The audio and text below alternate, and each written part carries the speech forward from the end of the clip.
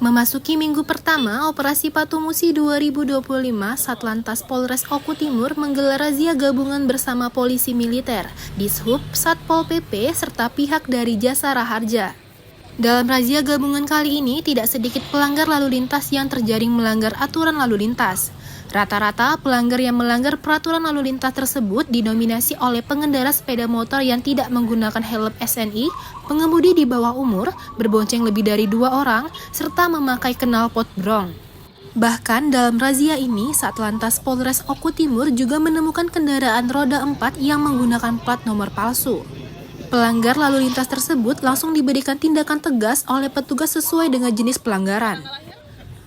Hari ini berbagai macam pelanggaran, ada yang kita lakukan peneguran dan ada yang dilakukan penegakan berupa pemberian tilang kepada pelanggar tersebut. Dari Oku Timur, Jetmiko Francisco, iNews melaporkan.